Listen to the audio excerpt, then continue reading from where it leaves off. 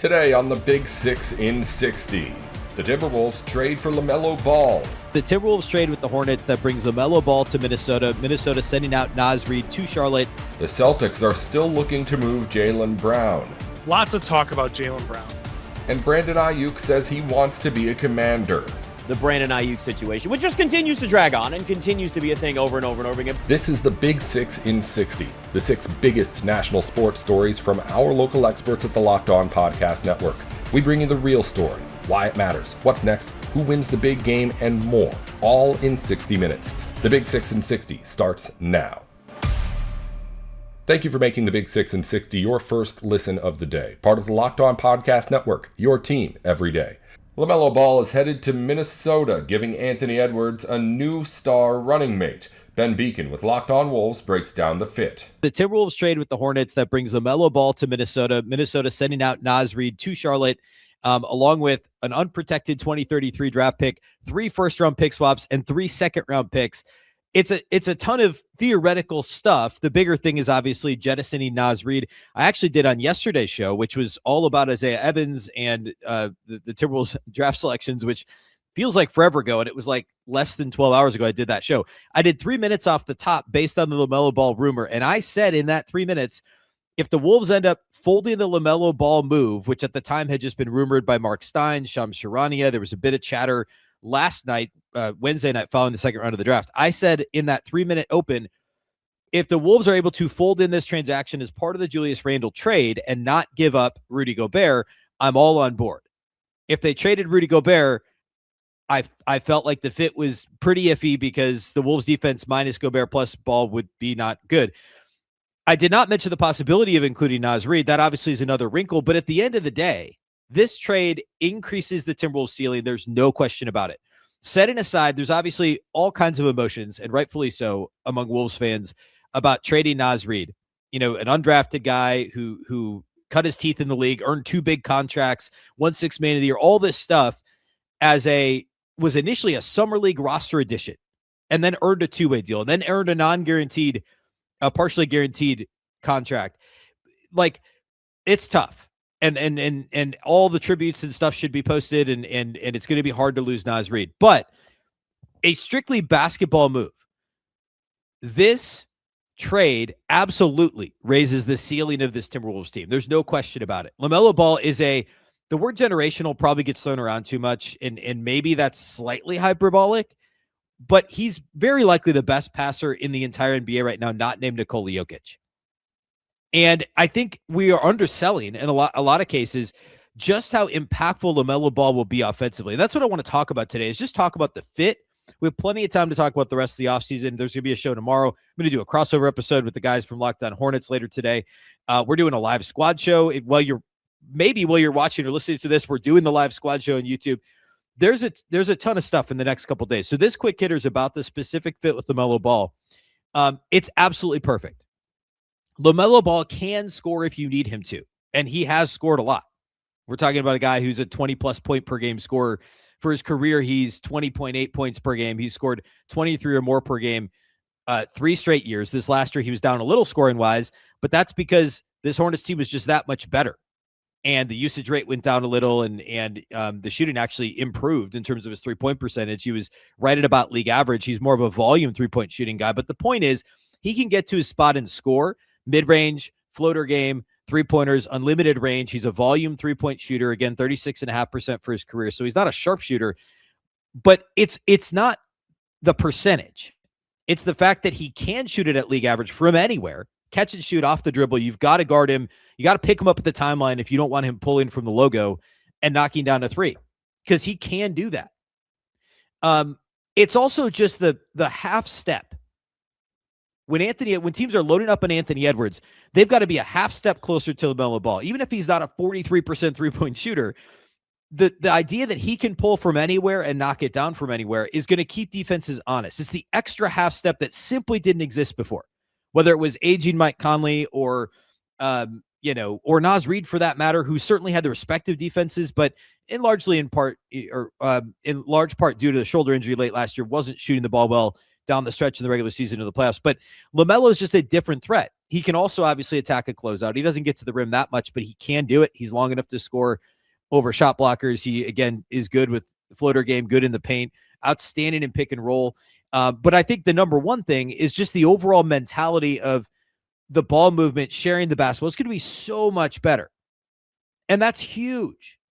I mean, I put this out on X a little bit ago. But Charlotte, take out LaMelo's rookie season, which was a COVID shortened year. And the defense was okay for Charlotte. I think Ball played most of the season. Remember, it wasn't a full year. So the actual number of games he played was a little bit lower. But his second year in the league, 21-22, Charlotte was the 6th ranked offense according to Clean the Glass. Go look at that roster. It wasn't a good roster. I mean, Bridges and they had PJ Washington, but he wasn't, being used in the same way. And Terry Rozier, that was kind of it offensively. It wasn't a good roster. They were 6th in the NBA in offensive efficiency. This last year, they were 7th, and they were 2nd in the NBA after January 1st. The 3 years in between, when LaMelo was on again, off again, hurt, and played like 22 games in 1 year. I mean, his games played in those 3 seasons were 36, 22, and 47. Okay, 36 games played, 22 games played, and 47 games played. And in those years, Charlotte finished 30th, 27th, and 29th in offense. So that tells me 2 things. The boost that LaMelo actually tells me 3 things. 2 of them are good, 1 of them is bad. The boost that LaMelo Ball gives Charlotte's offense is, 25 spots, right? Like when you look at the NBA, 20 to 25 spots in overall offensive efficiency. That's massive. And also the talent on the rosters that he was dealing with. Obviously this year was a little different, and they got, between Brandon Miller and Con Knipple, and the emergence of Diabate, certainly this roster this year was better.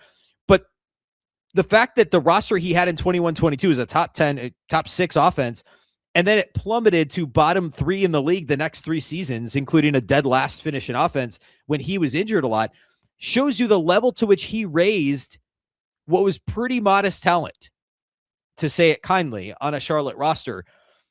And then the third thing it tells me is obviously the biggest concern that I have with this move is LaMelo Ball's health. He's been hurt a lot.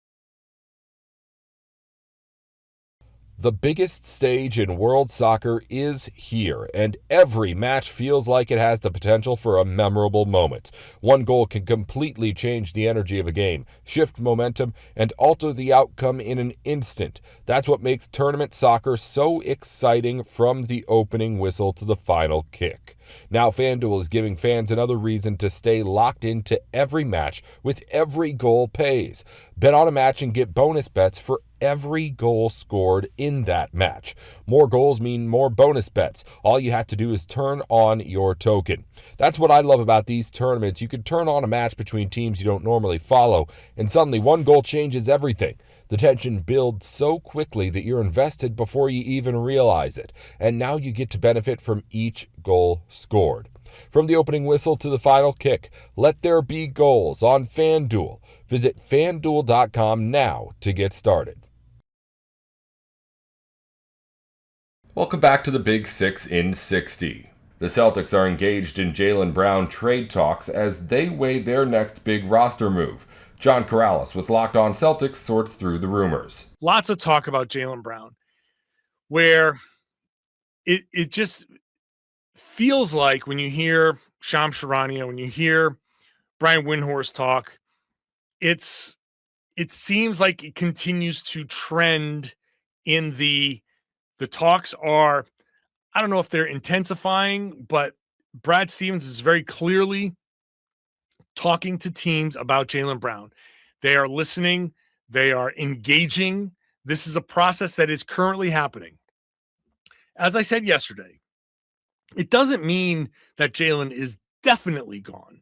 There has to be some wiggle room that a deal is not done. It's not possible. Teams are asking for way too much. There are LaMelo Ball rumors out there now. It's surprising in that we didn't hear any of that coming, but also not surprising because I don't think that building around LaMelo Ball is the way to go. And Charlotte's realizing this, and they're like, hey, if you want LaMelo, he's available.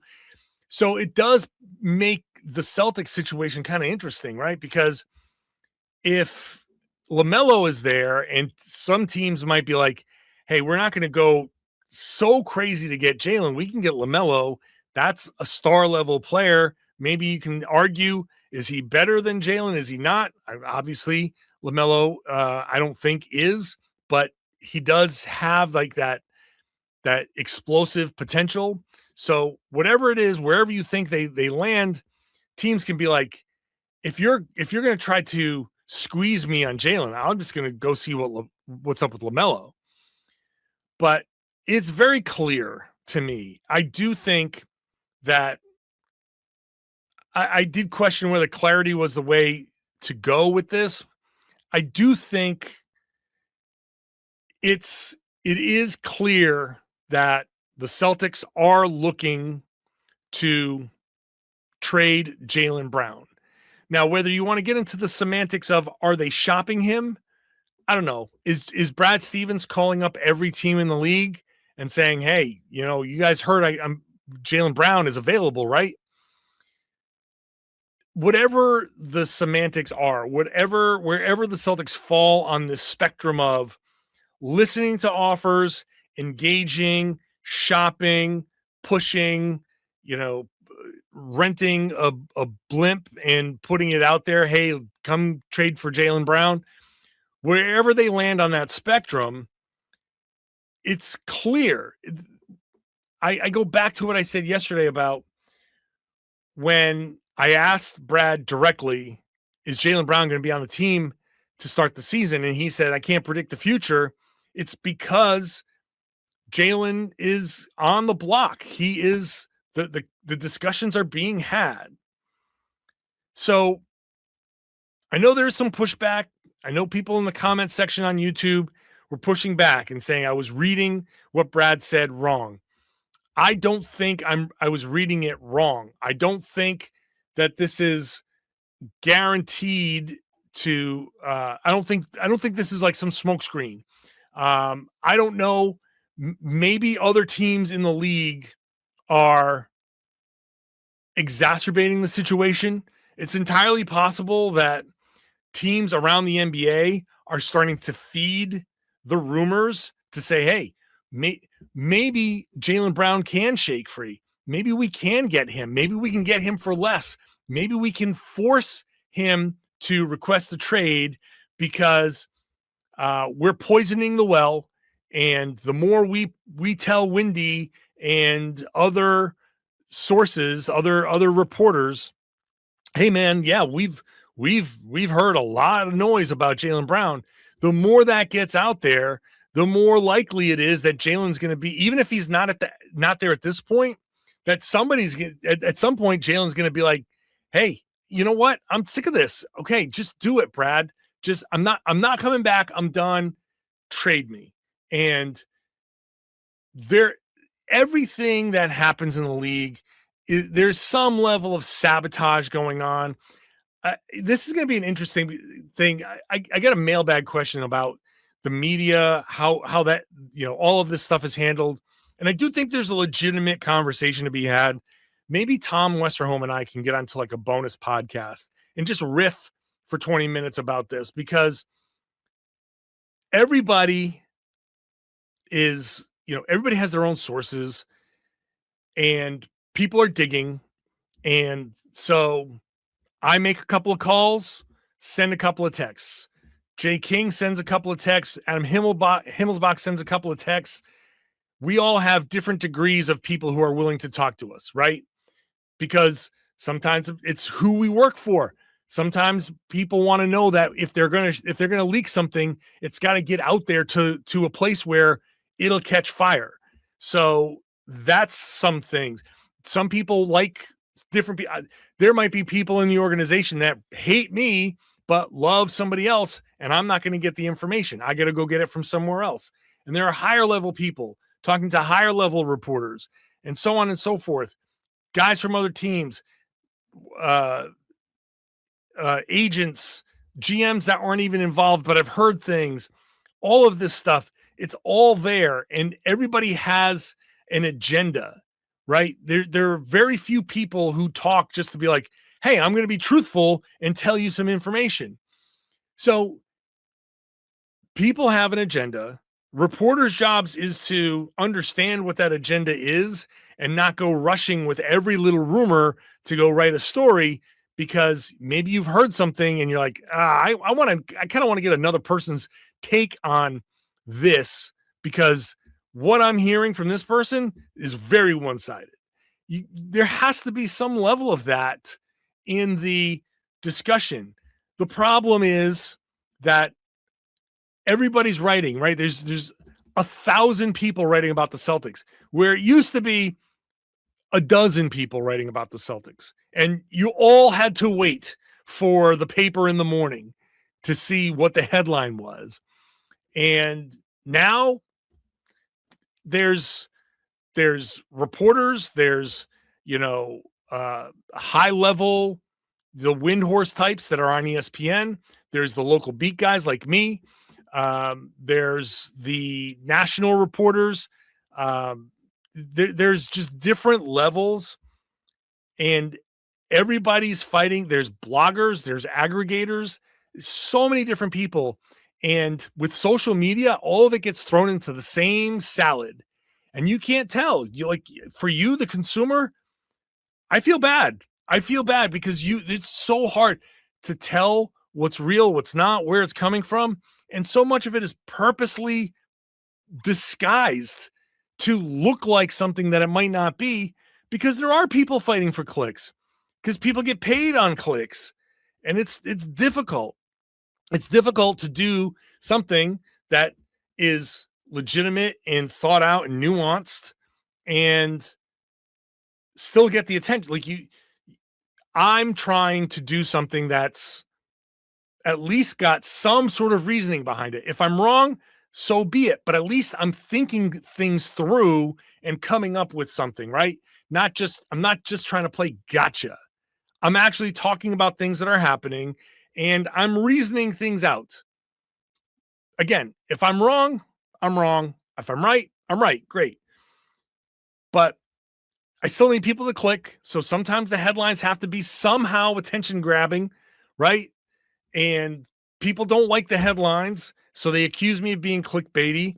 But this is a tough field to get information out, to get the stories out, to get paid for what you do, for the work. And all of this means that Jaylen Brown is caught up in this tornado of rumor, speculation, all of this stuff. I'm sitting here. I just spent 10 minutes talking about Jaylen and what I think all of these things are pointing towards. I do think it's pointing towards he's going to get traded. But it's also entirely possible that the league, the vultures, are swooping in and trying to drum things up and drive a wedge between Jaylen and the team and make this look worse than it actually is. That's possible. So many things are possible. But for certain, the Boston Celtics are listening to non-Giannis trade offers now. Giannis is gone. He's going to Miami, and the Jaylen Brown noise hasn't gone away. In fact, it's gotten louder. Brandon Aiyuk keeps pushing towards Washington, but the Commanders still have to decide whether the drama is worth it. Locked On Commanders talks it through. We cannot avoid, especially this time of year, the Brandon Aiyuk situation, which just continues to drag on and continues to be a thing over and over and over again. But the good thing is, well, David Harrison can handle the X's and O's of how that might fit in with the offense necessarily on Locked On Commanders. But on Commander Squad, sometimes we go off the rails a little bit, David, and we are going to get to a point where there is going to be Brandon Aiyuk fatigue, which is why I hope, and I think everybody hopes, that we get to a point where it's just done. But he was on Instagram again, back to the following of the post every day. This is what you should do if you want to build your social following. He's now basically just said, release me. I'll sign with the Commanders tomorrow for putting that, just out there then. Then, of course, the big part of this, and let's make sure we get the quote correct, guys, because George Kittle, who's a current teammate of his, said that he was basically asked, on the Pardon My Take podcast about the potential of Brandon Aiyuk going somewhere else, potentially the Commanders. And he said, quote, have fun with all that comes with it. Yes, that's a lot to unpack. David, I'll start with you because I know you said you were not going to tell me your thoughts. Yeah. You have a little thing that's, I guess we need to unpack with this together, but it's just, there's always another layer with Brandon Aiyuk, man. Right. And we're going to jump on George Kittle right away. So I've got a lot to say about this. So I'm going to try to compartmentalize this for the conversation's sake so that, you know, it's four people, not one person. But if you three could do me a favor, and since I'm not in the room with you, you shouldn't be scared. If you could close your eyes for me. I want to do this because I don't want anybody to see how the others vote. So if you close your eyes for me, I want you to envision something. You're on your way to work, and there's a coworker there that you don't think is a part of your organization's success, that you don't like being in the organization with. You don't consider them a friend or somebody that you admire. That is the person we're talking about. That's the coworker we're talking about. You're probably envisioning somebody, Melissa at WSA 9. It better not be me. So never envision that person. Now you're on your way to work. Put up one hand, but put it up as a fist, please. Wait, just in general? Put up one hand, put it up as a fist, though. And I want Okay. you to count on that one hand how many times in your life you have showed up to work early just to watch that coworker who you can't stand and don't believe is part of your organization's success and all these other things get ready for work. You can open your eyes now. It's none.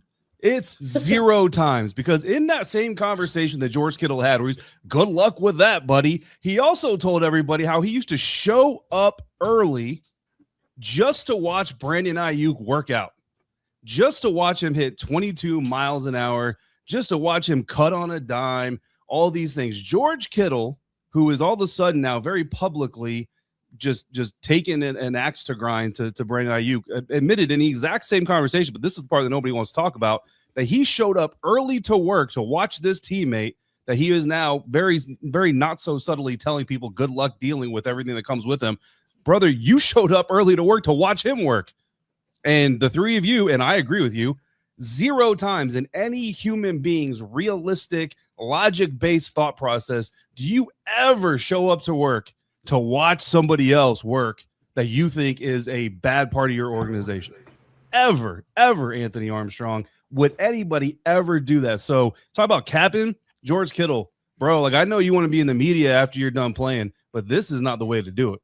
Yeah, posting every day on your stories is more likely to gain a lot of traction. I didn't know that extra part about it where he showed up early for work. I mean, if you laud the guy's work ethic in that regard, then maybe the second part is capping. But you know, it's also you know, George got a lot of M's over there to be committed to San Francisco, and maybe be the spokesperson for the folks who ain't speaking on it. You know what I mean? So that's probably more likely what it is, but it does still bring up a little bit of concern. But I do think at this point, it's all, hey, it's gonna happen. It's just when, right? When is it gonna happen, and what are the ramifications of it whenever, you know, he joins the locker room? I know that he has a good puffer jacket because the weather does get a little funky up there in the DMV. So, you know, like that's all cool. I'm sure he's already got, you know, a place lined up to stay whenever the time does come. But I think we just have to wait and be patient about it right now. But I think it's more of a person that's trying to speak for the organization rather than having, you know, John Lynch can't get up there and say all that type of stuff. They're still trying to, you know, hold their cards close to their chest, Melissa. Listen, the dramatics. Everybody's so dramatic. Like, oh my God, let's post something. I mean, that is the best way to get yourself out there, right? Social media is your PR now. But in terms of the whole Kittle situation, I did not know that story either. And I'm glad that we brought that up, because I was all ready to go in on, like, if your teammate is not endorsing you as like a good human being or a good teammate, like, bye. But now I have second thoughts. But also, so around town, the word on the street is that he may be staying at a house in Potomac currently, or not currently, or has been, you know, in and out of town. And so I guess he's trying to keep it so secret that he will not let cleaning people in. He will not let nobody, just him chilling in this house in Potomac. So TBD on that. But there's definitely a lot of chatter around town about him, and obviously Stephon Diggs, and, you know, Terry needs help. Obviously, who's going to be the number 2? So I'm very interested to see how this all unfolds, because eventually there's going to have to be a choice that is made. You're going to bring BA over, or are you going to bring a hometown boy home? So I think that it is going to be very fun. We're not going to be bored this offseason at all, Nick. That is 100% for sure. First off, I love the fact that you've got some inside information that we hadn't heard. I love the rumors. I don't know. I've been told. Hold up, potentially rumors the are. The streets are telling me. The streets are talking. The streets are talking. But hold on a minute. Do we really have to decide between Aiyuk and Stephon Diggs? Why can't it be both? Listen, I have put this out for a while. I've talked about this quite a bit, and it may seem crazy, but if you actually think about it from the way it could be structured, if it's, again, it's going to be an almost nothing deal for Brandon Aiyuk, almost no money guaranteed. And, we've talked about this before where like he may not even be ready for the start of the season. Maybe put him on PUP and it's, a lot of guarantees and maybe it's a 1+1 with a team option next year to really get him in the system more next year. Aiyuk I'm talking about. But what if it's that? Like, what if it's like a 2 for 15 and an option or whatever? Let's just throw out random numbers. The Commanders have over $40 million in cap space right now. That's the biggest part here. They could afford, in theory, both Stephon Diggs and Brandon Aiyuk, especially with an Aiyuk deal that's not going to be anything outrageous at this point. And maybe Stephon Diggs is even 1 for 20. I mean, what if that is the case and it's a 1-year deal? It may be a pipe dream and it may be something that's very unlikely to happen, David. But like, to me, I just would say, if you have the opportunity, especially because Brandon Aiyuk hasn't played football in a year and a half. I mean, I would rather them get as much talent as they can in at that position. I get that you sign some other guys and there might be an odd man out in that type of spot, but I mean, you've got a chance now to add a couple of pieces in a really important year for Jayden Daniels. This year 3 with a new offensive coordinator and everything else, like this is really going to matter for the organization, for him, for this team. I would say take the big swing and try to bring in both.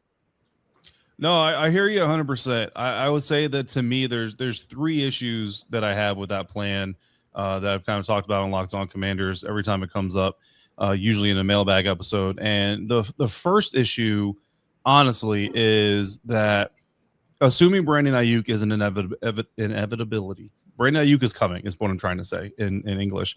Assuming Brandon Aiyuk is coming, you have Terry McLaurin, you have Brandon Aiyuk, you have Antonio Williams, and then you would have Stephon Diggs. So, like, functionally, Stephon Diggs would become your 4th receiver. And, oh, by the way, you've also got tight end Chigakonkwo and an offense that is designed to accentuate someone like Chigakonkwo.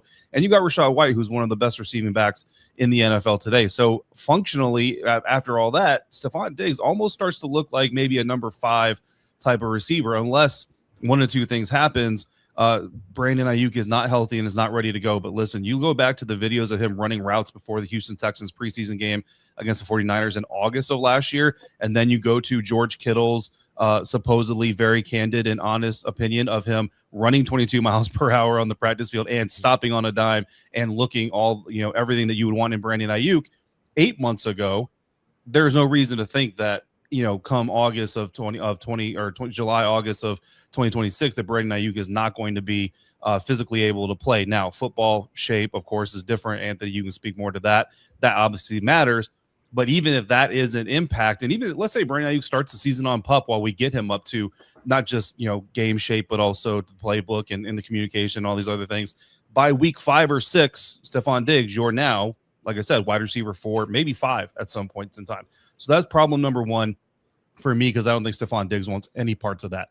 Problem number 2 is the Antonio Williams direct correlation. They're both slot receivers who can play a little bit outside. Stephon Diggs really can't play that much outside. So unless your plan is to move Antonio Williams outside more than you move him inside, again, it kind of ties into that first one. Stephon Diggs then gets kind of relegated out of the picture. And the other part of it is the youth movement, right? This offseason, they brought back some older players like Dietrich Wise, things like that, but they made a very concerted effort to get younger, even to the extent where I don't see how Zach Ertz comes back. They're obviously not bringing Bobby Wagner back, even though Bobby Wagner wanted to come back and play again for DQ and Ken Norton Jr., according to everything that I've heard. So they had the opportunities to bring in some of these older players who, no offense to Stephon Diggs, I think he proved last year in New England, still very serviceable as a wide receiver, but still very limited. They had other older players who were also very limited but talented in what they can do that they could have brought back to this roster who they already know, and they didn't bring them back. So I don't know why they would add Stephon Diggs to the mix. Man, you said you got a lot in there. You got a lot of points that are all very true having both of them isn't really something that would work for me just because of the targets, right? I think that if you bring in BA, regardless of when he makes his way onto the field, he's going to warrant getting the ball, right? If his homeboy is a quarterback, he's going to throw him the rock. He's going to make sure he gets 5 or 6 passes. I don't want that to throw off the progressions, you know what I'm saying? Then it adds extra pressure on the OC, who has to make sure that he's, petting everybody and make sure everybody's getting their passes. So that can hold you back a lot of times, right? When you're coming out like, okay, I got to get so-and-so started on this drive, even though something else may have been working, you're not keeping with that same momentum. I saw the one comment come through that he said, I think it was Real Commanders fan. He said, steer clear of Aiyuk. I mean, if you look at his stats, he's had an improvement in his seasons every single year until last year when he had that ACL. And then obviously everything's been really interesting after that. But if he's able to get back to that performance, even if he goes back to his 1,000-yard performance, I think Aiyuk makes more sense, especially in the long term, right? If you're preparing for Terry stepping up off the field and hanging up the cleats and putting his number up into the Ring of Honor. If you're preparing for that, then Aiyuk makes a little bit more sense. But if you need, a veteran that can show up today or, in training camp and then get caught up to speed and at least be a threat, Stephon Diggs scratches that itch. But honestly, I think they could ride week 1 without adding either of those folks. If it even was BA on PUP or just not even on the roster at that point, I think they could still be successful. Welcome back to the Big 6 in 60. The Jacksonville Jaguars locked up Brenton Strange with a new contract extension after he became a major piece of the offense. Tony Wiggins with Locked On Jaguars explains the deal. 3 years, up to $48 million, looks more like $36 million. That is what the Jacksonville Jaguars have decided to invest and extend Brenton Strange. So that extension starts in 2027. He will play under his last year of his contract this year. So that means at least for the next 3 or 4 years, Brenton Strange will be a member of the Jacksonville Jaguars. First of all, we can look all day and wonder if he earned it or deserved it. The numbers won't bear that out. We've had people from all around the net. A lot of fantasy football people and national folks are looking at his numbers going like, what in the I don't know what? That's what I said when I saw Christian Watson's money. And that's what I said when I heard that Zay Flowers was about to get $35 million. That's actually what I said when I saw that Kyle Pitts got $30-some-odd million in guarantees and $54 million. So I get it and I understand. But when you are here every single day and watching this team, I always tell you local is important. Local is important. You understand if you watch the Jaguars, they were 11-1 when Brenton Strange played last year. You understand that when Brenton Strange was injured, they were bringing in linemen in certain situations where they really wanted a 2 tight end set, but they didn't have 2 good tight ends to put on the field. And you realize when he came back, his impact, right? And we have seen the progression of Brenton Strange. And this is the thing about Brenton Strange that I love most. Y'all know I got this thing against move tight ends, right? He ain't that. He's double-fisted, dog. He can move and he can bust you in the mouth and block. The key to that is it is not a giveaway or a tell. This is a poker reference here. It ain't telling what your hand is. When you put a move tight end is, they ain't worried about him blocking nobody. If you have a running play with a move tight end, you're just trying to fool people. And you're trying to maybe get a guy out of the box because they think that move tight end that you have in the slot or lined up wide takes somebody out of the box. So that's like being able to run the ball with trickery. And sometimes you have to trick people. But what if you could absolutely do both? What if he starts out wide and then he comes down tight and now he's going to block that nickel back into oblivion? And then when you try to go big, now he's going to run around a Sam linebacker and he's going to make him look silly. That's why having a double-fisted tight end, that's what I call him anyway, and not just a move tight end is important. Where else it's important is this. The Jacksonville Jaguars, and this is because we had this discussion on the squad show Monday with host me O'Brien and my co-analyst Marcus Ogden. I was asked of the 3 between Brenton Strange, Antonio Johnson, and Parker Washington, which one I would prioritize the least. And I said it was Brenton Strange. So I don't mind being wrong, but I was given that choice where I had to choose 2, right? I absolutely believe that the Jaguars are positioning themselves to keep all 3 of those players. And I think they can get away with doing that. We'll talk about the ramifications of that in segment 2 and segment 3. But first, The significance of this is this. If they didn't have enough tight ends last year to do what they wanted to do, and they had to play call around situations, run from the grind a little bit, kind of go around the mountain because you couldn't push it, they attempted to fix that in the offseason by drafting Nate Boerkircher in round 2. I know everybody wants to say, well, they took 2 tight ends. So maybe if they take 2 tight ends and then hypothetically both of those guys turn out to be really, really good, then those will be the 2 tight ends that they move forward with in the future. However, if you think about what you're saying is, here's what you're saying. So they go and try to get multiple tight ends and fix the room, right? With a 2nd and a 5th round pick. The 2nd round pick, that's immediate impact and it's help. The 5th round pick, you're going to give a shot to take somebody's job and to press for playing time because they don't care how you were acquired. But I will tell you that the Jaguars, if they were looking for 2 tight ends to replace one, wouldn't have waited till the 5th round to take the 2nd one. They also don't want to get in a position where, for no reason at all, they have 3 capable tight ends and then they're going to have a 4th one on the depth chart. The guy who they're going to keep on the depth chart to be number 4 was actually number 2 last year, which means this is how you get better. Why would you nullify that by just saying, okay, these 2 guys are here to replace him? So you get those 2 tight ends in 2027. One of them gets hurt. You right back where you were when you only had Brenton Strange. Doesn't make sense when you want to play with 2 and sometimes 3 tight ends. No, they got all of those dudes because that's the roadmap that we're going to talk about. And instead of trying to say that you don't see the vision is right in front of you. The vision is exactly what the vision is. You shouldn't worry about a vision. You should worry about what the roadmap is. And once they say where they're going with it, that's when you say, okay, we're going to see if this works or not. But to say that you don't see the vision when they're mapping it out in front of you is kind of hustling backwards. But I digress, and we'll get back to that. Is it worth it? Yeah, it's worth it. He can play. You don't let guys go that can absolutely play. You also don't let guys go who have given you a glimpse of how important they could be to your team, the things that they could get done. You don't let them go just to let them go and to try to create a problem or to avoid a problem that isn't a problem. You know why you can pay him that much money? Because your next 2 guys are on rookie deals. You know why else you can pay him that kind of money? Because he's a good football player. That's why. And you're giving it to him early. He ain't making that right now. They may have given him a bonus or something, but it doesn't start counting until later on.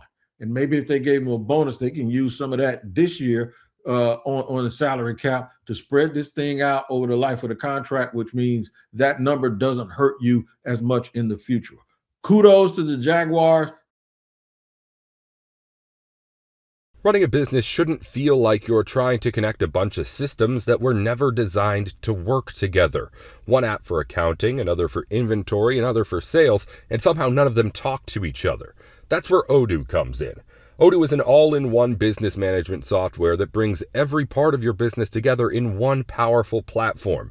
From sales and accounting to inventory and marketing, everything works in one place, helping your team move faster, stay organized, and focus on growing the business instead of managing software.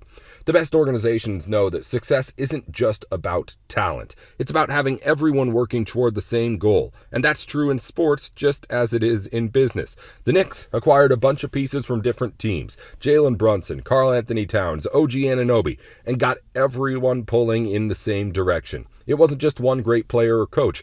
It was a coordinated effort across the entire organization that made it successful.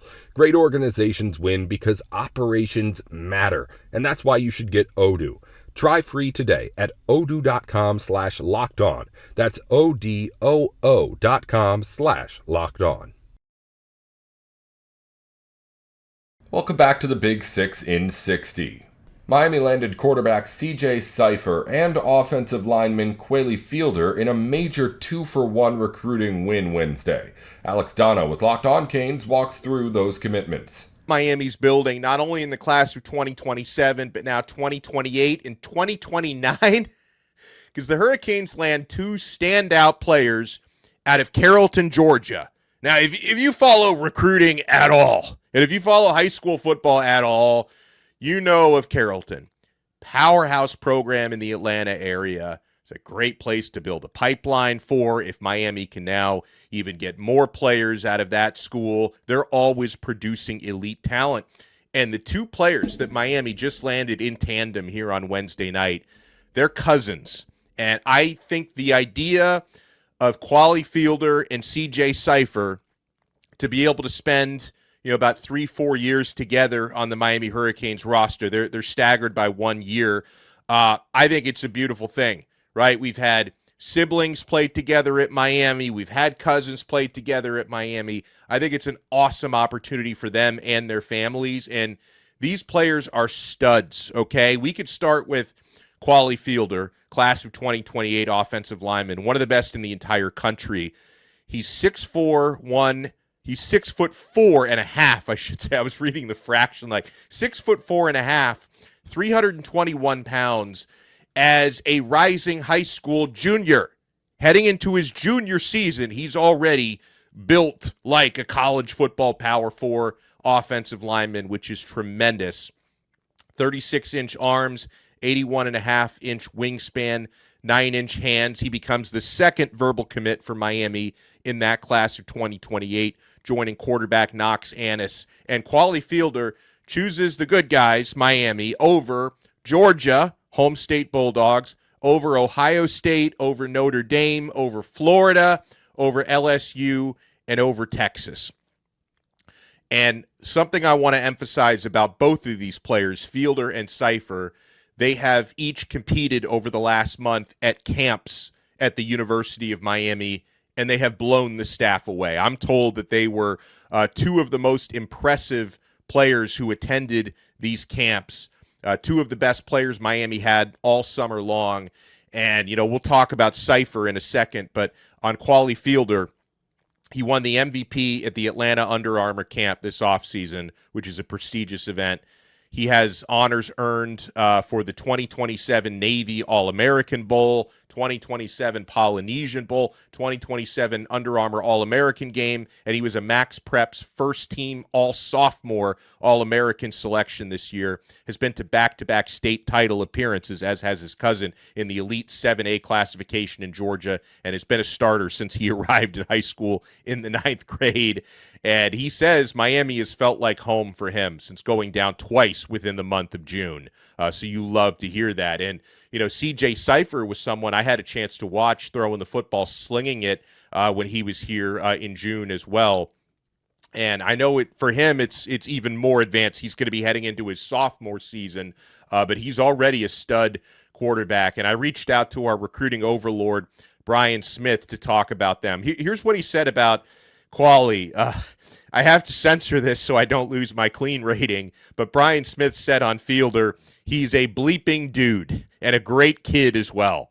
And he said on CJ Cypher, who an absolute standout quarterback, I think it was Legends Camp was the one he was at, that he's going to be a top 50 prospect and a possible top overall quarterback once 2029 gets a little bit closer and the websites update their rankings on that. And so let's talk a little bit more about CJ Cypher and what it means to be able to land this player. And, hopefully you continue to have him kind of even a couple years of high school left. He's someone who can really become an ambassador for the class of 2029 for when he arrives at Miami in the future.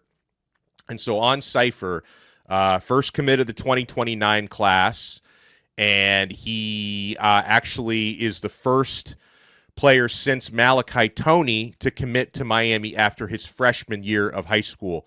And CJ Cypher chooses Miami over, notice a lot of the same schools that his cousin Fielder chose Miami over: Georgia, Ohio State, Notre Dame, Florida, and Alabama.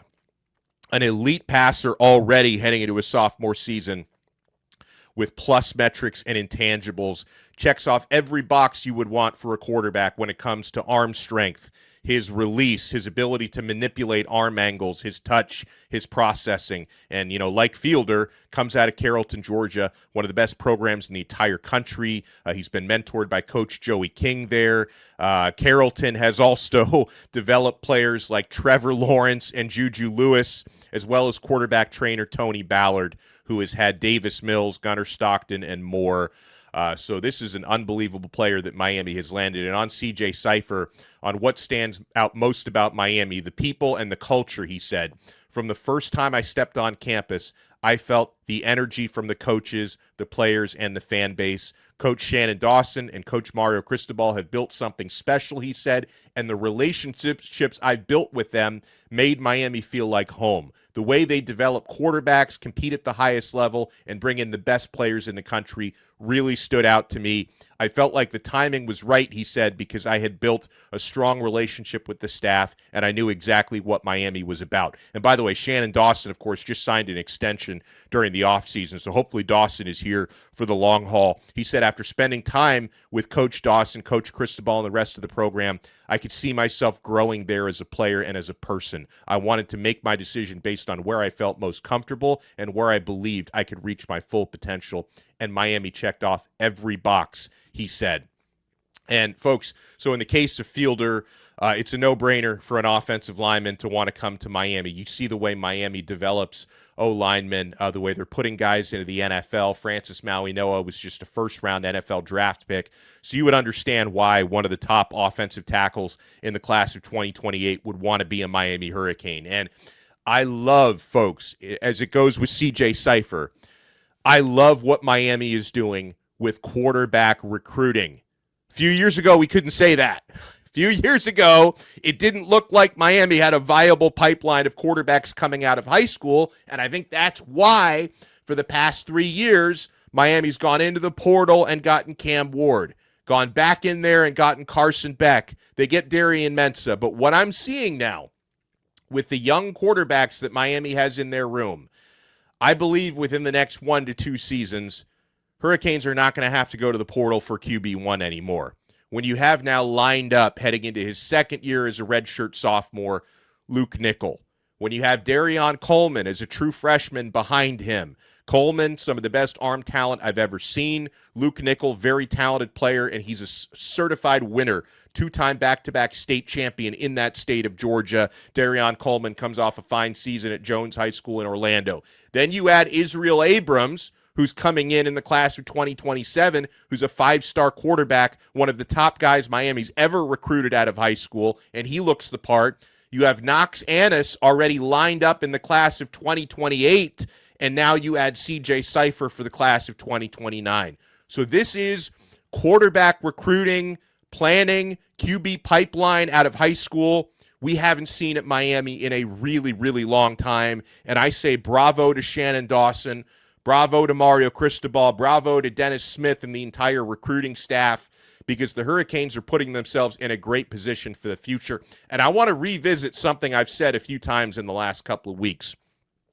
The fact that Miami right now is about 90 to 95% done with their class of 2027 recruiting, having the bulk of that done, and all of their 2027 verbal commits have all shut down their recruitment and locked in. The fact Miami's almost done in 2027 has given the staff an opportunity to do more advanced recruiting when it comes to 2028 and even 2029 in this case. So I love the way this is coming together. Again, I love the fact that you're going to have two cousins who are very close, able to come in and play at Miami together. Quali said about Miami, it means a lot because development is one of the biggest things when it comes to that offensive line, said Fielder. That was one of the biggest things I was looking for. Miami has a proven track record of producing great offensive linemen and preparing them for the next level. Knowing I'll be coached by some of the best and pushed every day gives me confidence in my future. On him playing with his cousin at Miami, he says it means a lot to me. CJ is not only my cousin, he's one of my best friends. We push each other, and having the opportunity to continue playing together at the next level is a blessing. I'm excited to keep competing alongside him and make more memories together. That's beautiful. So welcome to the U, Quali Fielder, CJ Cypher. Miami's doing big things on the trail. Welcome back to the Big Six in 60.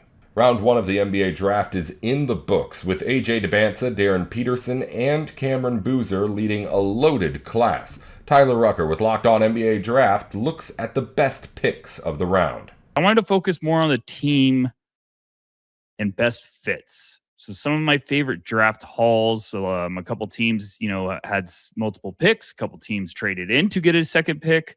Caught my attention. I thought there was some really smart movement by front offices in this first round. Also wanted to make sure to point out some of my favorite places that prospects ended up. But let's kind of just rip the Band-Aid off and start big picture here.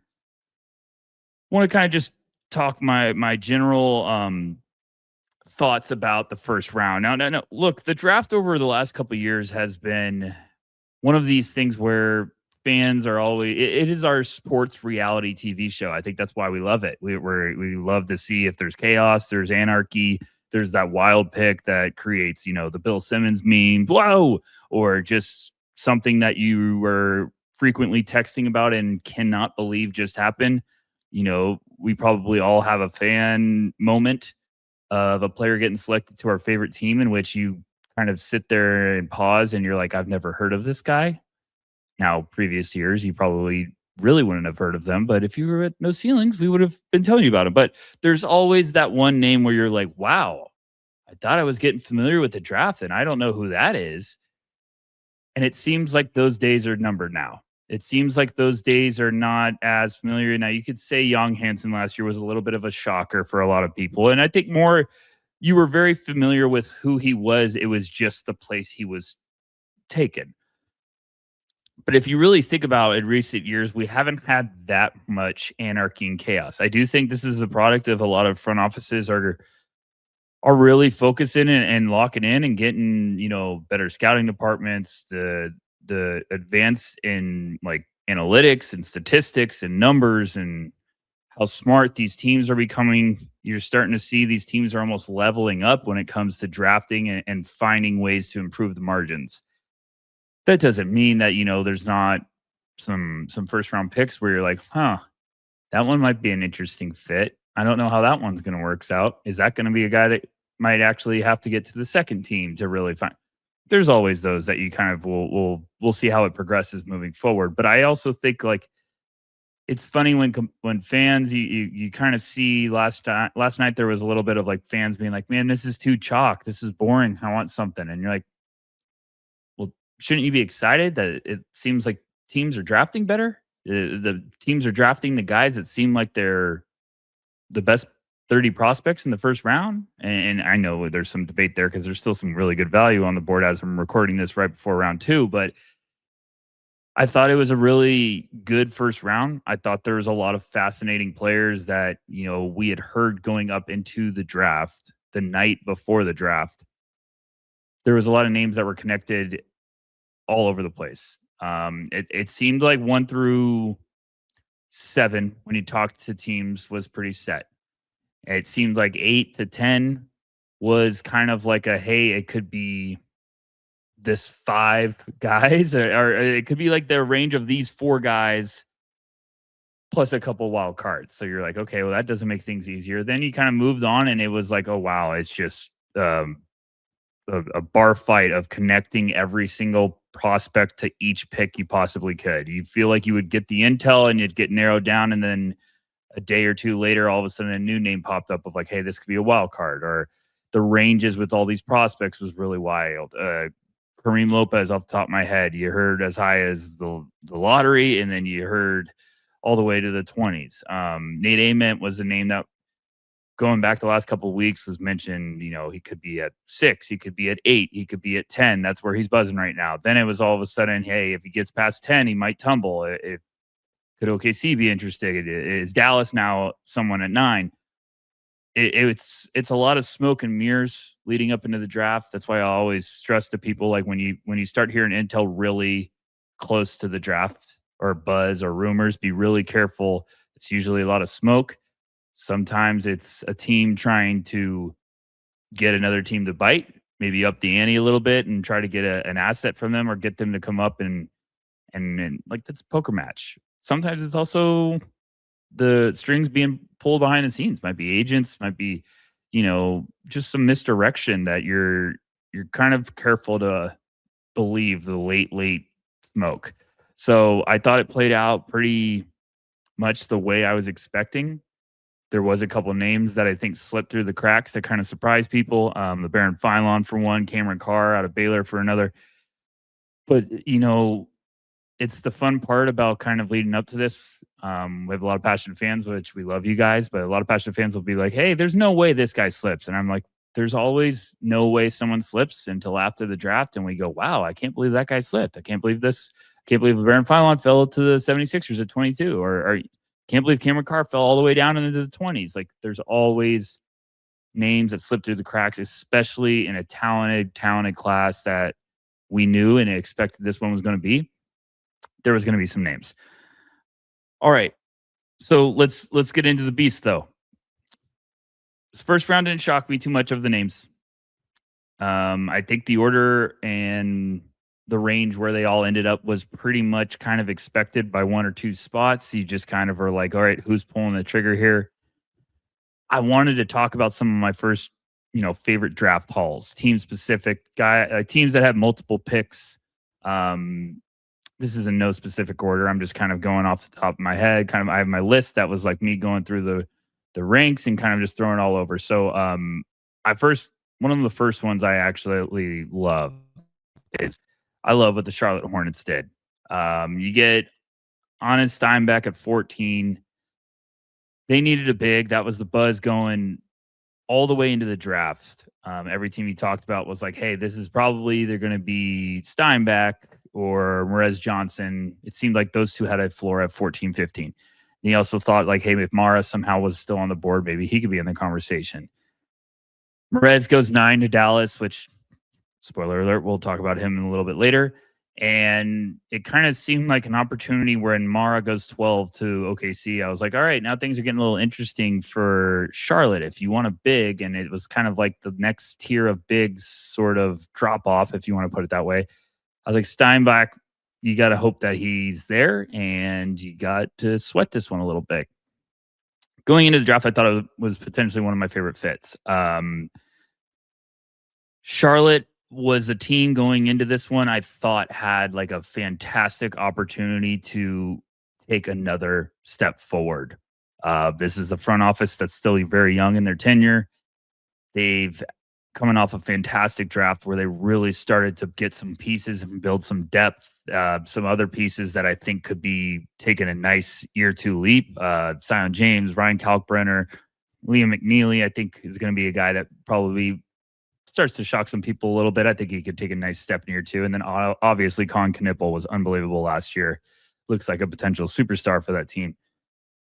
But, a young rebuilding team like this that is really trying to start being like, okay, let's get movement towards getting into, the playoffs and staying there and being a team that can really stack together these impressive wins. Well, I always say, like, to do that, you need to stack together good drafts. And that doesn't mean you need to swing for the fences and just hope you get lucky back-to-back years. No, you need to understand, I'm using a baseball terminology, you need to understand sometimes just hit a single, hit a double, like just get on base and keep moving forward. And when you stack a couple of those drafts together, you look up all of a sudden, you're like, wow, this roster's coming together nicely. We got some good depth. We got some good value in the draft. Our hit rate's good. And you get a little surprised about all of a sudden you're like, okay, we got some depth at multiple positions here. Now we can have some fun. I thought Charlotte at 14 and 18, like 18 was my personal, like, okay, I think that's where the line gets a little interesting after that.